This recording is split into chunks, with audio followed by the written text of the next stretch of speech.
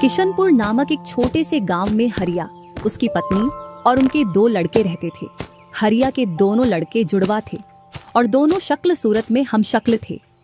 जो कोई भी व्यक्ति उनको देखता तो वो पहचान नहीं पाता कौन रामू कौन राजू है इन दोनों में से। एक शाम हरिया अपनी पत्नी से बोलता है, अब तो बुढ़ापा आ गया और अब पहले जैसे हाथ पैर भी नहीं चलते। हाँ, अब आपकी और मेरी उम्र हो गई है, अब मुझसे भी घर का काम नहीं होता। क्यों ना रामू और राजू के लिए सुंदर लड़कियां देखकर उनकी शादी कर दी जाए। हाँ भाग्यवान, तू बोल तो सही रही है, लेकिन मुझे रामू की फिक्र है क्योंकि उसे काम में आलस आता है और वह कैसे अपना गुजारा कर पाएगा। बातें करते करते दोनों सो जाते हैं।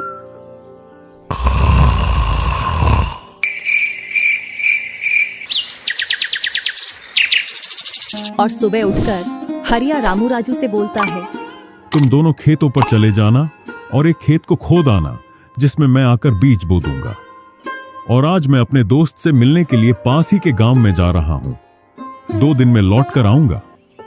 हरिया तैयार होकर दूसरे गांव की ओर निकल जाता है और रामू राजू भी खेतों की ओर चल देते हैं। दोनों खेतों में जाकर काम करने लग जाते हैं। रामू ठहरा कामचोर। वह थोड़ी देर काम करने के बाद एक पेड़ की छांव में जाकर लेट जाता है। इधर राजू को सुबह से शाम हो जाती है और वह आधा खेत खोद देता है।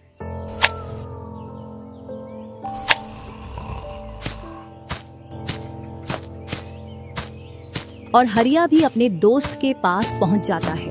अरे भाई हरिया, कैसे आना हुआ? तुझसे मिलने की इच्छा हुई तो मिलने आ गया। चल अच्छा है, पहले भोजन करते हैं, इसके बाद गप्पे लड़ाएंगे। दोनों साथ में भोजन करते हैं। हाँ भाई हरिया, सुना सब कुशल मंगल? हाँ भाई, सब कुछ कुशल मंगल है। अब तो तेरे दोनों लड़के शादी के लायक हो गए होंगे। हाँ, दोनों शादी के लायक हो गए हैं और खासकर मैं तेरे पास इसीलिए आया हूं कि कहीं दोनों लड़कों के लिए लड़कियां देख आऊं। वैसे अपनी भी 2 बेटी हैं और दोनों खूब होशियार और चंचल है। अब दोनों की भी उम्र शादी के लायक हो गई है। अगर तुझे कोई एतराज ना हो तो क्यों ना इस दोस्ती को रिश्तेदारी में बदल दी जाए। इतना सुन हरिया बड़ा खुश होता है। जब वह दोनों लड़कियों को देखता है तो दोनों बहुत ही सुंदर थीं।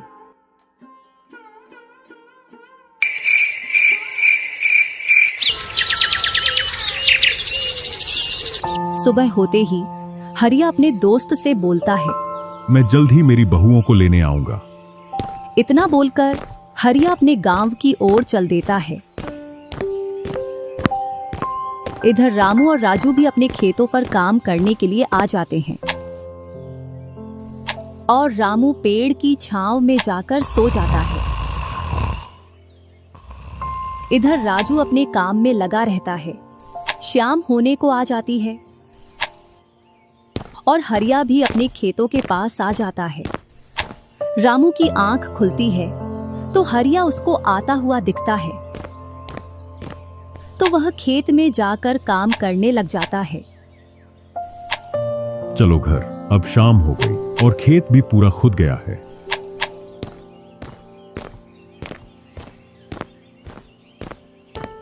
तीनों साथ में घर पहुंच जाते हैं। हरिया अपनी पत्नी और दोनों लड़कों को बताता है कि वह इन दोनों की सगाई पक्की कराया हूं।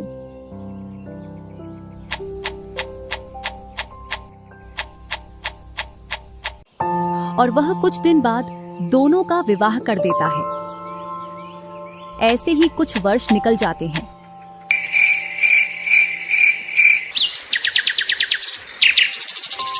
हरिया और उसकी पत्नी का स्वर्गवास हो जाता है और दोनों भाई जमीन और घर का बंटवारा कर लेते हैं। रामू अपने आलसी पने की वजह से खेतों में काम करने नहीं जाता और दिन भर घर में ही पड़ा रहता। इधर राजू अपने खेतों में दिन रात मेहनत करता है, जिससे रामू और राजू की फसलों में अंतर स्पष्ट दिखाई देता है।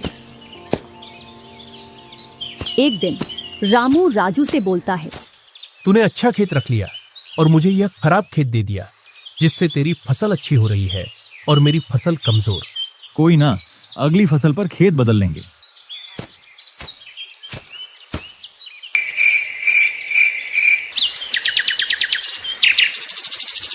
अगली फसल पर रामू राजू से खेत बदल लेता है और एक खेत ज्यादा ले लेता है। फिर भी राजू खुशी खुशी उसे खेत दे देता है।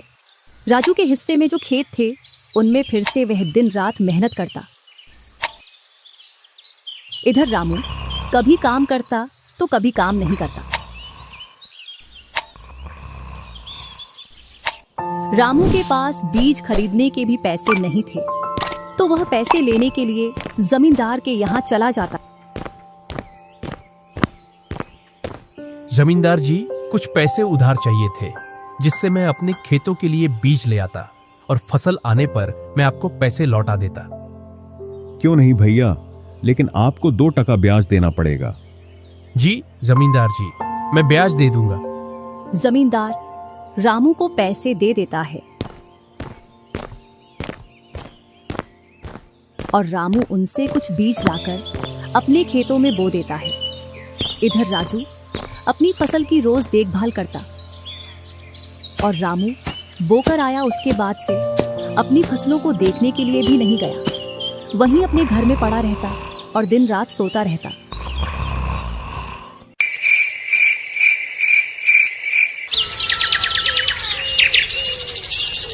एक दिन जब फसल पकने का समय आया तो वह अपनी फसल देखने के लिए खेतों पर गया और फसल देखकर बोला, अरे इतनी कमजोर फसल! मैंने खेत बदल लिया, फिर भी लगता है मेरी ही किस्मत खराब है। जो भी जमीन में लेता हूँ उसमें अच्छी फसल होती ही नहीं है। ऐसे कहते हुए वह अपने घर आ जाता है और अपनी पत्नी से बोलता है, राजू की फसल तो अच्छी है, बस हमारी फसल ही कमजोर है। ऐसा कैसे हो सकता है? ऐसा तो होगा ही। दिन रात जो घर में पड़े रहते हो और खेतों में समय समय पर दवाई पानी नहीं दोगे तो फसल ऐसी कमजोर रहेगी। फिर बोलते हो किस्मत खराब है। किस्मत नहीं, मेहनत करनी पड़ती है। चल चल, मेरे को मत सिखा। अगर किस्मत ना हो तो कुछ भी नहीं होता। अगर मेहनत से कोई बड़ा बनता तो सबसे पहले गधा बड़ा बनता, क्योंकि उसके बराबर कोई मेहनत नहीं करता। और जो मजा जिंदगी में सोने में है वह मजा और किसी चीज में नहीं। बस इनको तो सुला दो, सोने के अलावा और कोई काम ही नहीं है।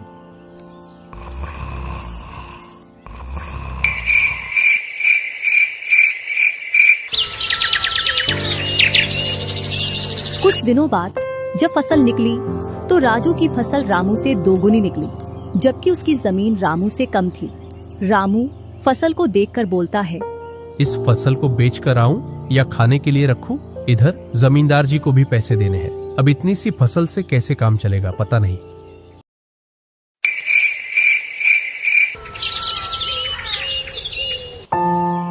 एक दोपहर रामू सो रहा था, तभी उसका गेट किसी ने खटखटाया। पता नहीं कौन भरी दोपहर में नींद खराब करने के लिए आ गया। जैसे ही वह गेट खोलता है तो सामने जमींदार खड़ा दिखता है। क्या यह रामू का घर है? रामू ने सोचा, क्यों ना मैं इसे राजू के घर पहुंचा दूं। यह मुझे पहचान भी नहीं पाया। मैं तो राजू हूँ, वह वाला घर है रामू का। जमींदार सामने वाले घर पर जाकर गेट को खटखटाने लगता है। राजू गेट खोलता है और बोलता है, क्यों भाई, इतनी तेज गेट को क्यों खटखटा रहे हो? मैंने आपके रुपए लेकर खा लिए क्या? हाँ भैया रामू, तुमने मेरे जो पैसे लिए थे उन्हीं को लेने के लिए आया हूँ। तुमने बोला था फसल आने पर पैसा लौटा देंगे, जो तुमने अभी तक नहीं लौटाया। क्या जमींदार जी, आप भी दोपहर में नशा करके आ गए? मैंने कब आपसे पैसे उधार लिए? क्या तुम ही रामू हो?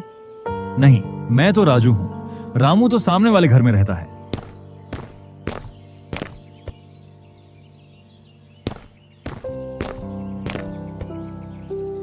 भरी दोपहरी में जमींदार का सर चकरा जाता है और वह अपने घर चला आता है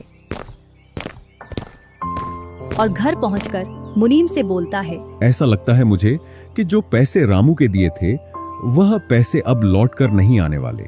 क्यों, ऐसा क्या हुआ जो पैसे वापस नहीं आ रहे हैं?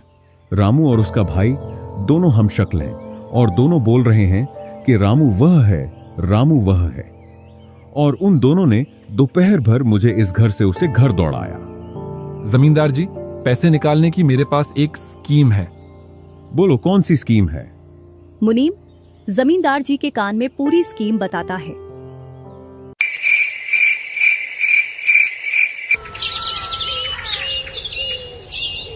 दूसरी सुबह जमींदार, मुनीम और दो आदमी जिनके हाथ में लाठी थी, चारों लोग रामू के घर की ओर चलते हैं।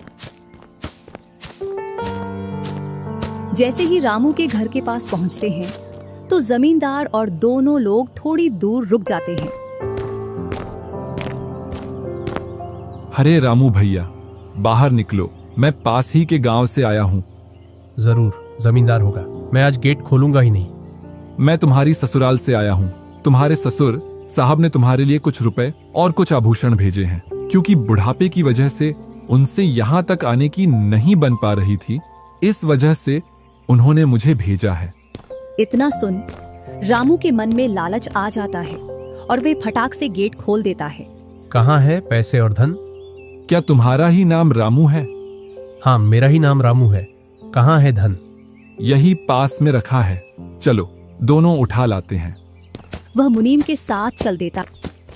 थोड़ी दूर चलने के बाद मुनीम जमींदार जी को बुला लेता है। जमींदार और दोनों लोग रामू के पास आ जाते हैं। लाओ मेरे पैसे लौटाओ, ब्याज समेत। मैंने आपसे पैसे नहीं लिए। ये ऐसे नहीं मानेगा। अब तुम दोनों के हवाले करता हूं, तुम चाहे जैसे इससे पैसे निकालो। और दोनों आदमी रामू को लठ से मारते हैं। रामू चिल्लाता हुआ, अरे भाई रुको, अरे भाई रुको, मत मारो, अरे भाई रुको, मत मारो। इधर वह दोनों रामू में दे लठ लठ बरसा रहे थे। तभी राजू गेट खोलकर देखता है तो रामू पर कुछ लोग लठ से वार कर रहे थे। तो वह दौड़कर उनके पास आता है और बोलता है, अरे भाई रुको। इस रामू ने आज से 5 महीने पहले मुझसे पैसे लिए थे। जब लौटाने की बारी आई तो बहाने कर रहा था। कितने पैसे हैं? 2000। रुको मैं लाता हूं।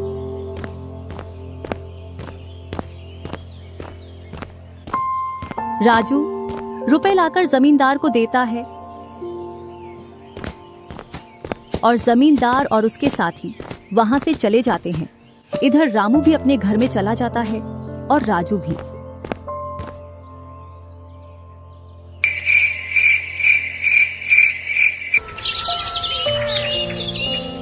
कुछ दिनों बाद दोनों भाई अपना अपना खेत खोदने के लिए खेतों पर पहुंच जाते हैं।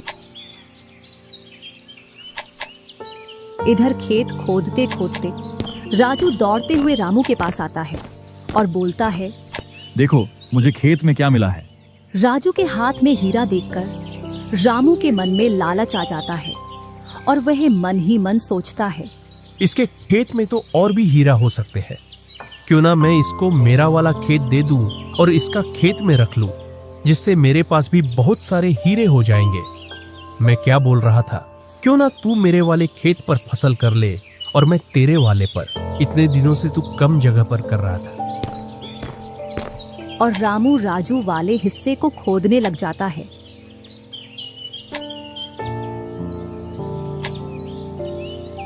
शाम तक पूरे खेत को खोद देता है, लेकिन उसे उसमें कुछ भी नहीं मिलता और थका हारा घर पहुंच जाता है। आज पूरा खेत खोद दिया, लेकिन फिर भी एक हीरा नहीं मिला, जबकि राजू ने खेत का एक कोना खोदा था, उसमें ही उसे एक हीरा मिल गया। अच्छा, आप अगर ऐसे ही मेहनत करते रहे तो एक दिन आपको भी बहुत सारे हीरे मिलेंगे। बातों ही बातों में रामू की नींद लग जाती है।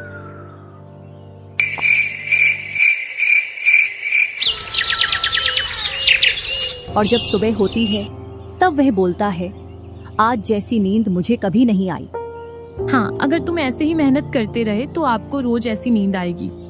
और रामू उसे वर्ष राजू की तरह अपने खेतों में मेहनत करता है और दोनों की फसलें बराबर निकलती हैं,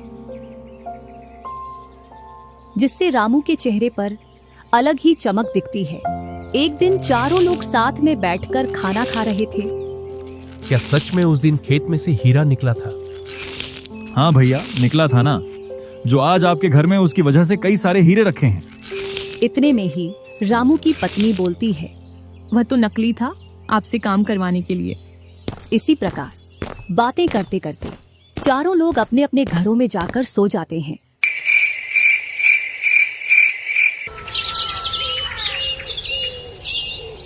सुबह होते ही तुम दोनों को राजा साहब ने राजमहल बुलाया है।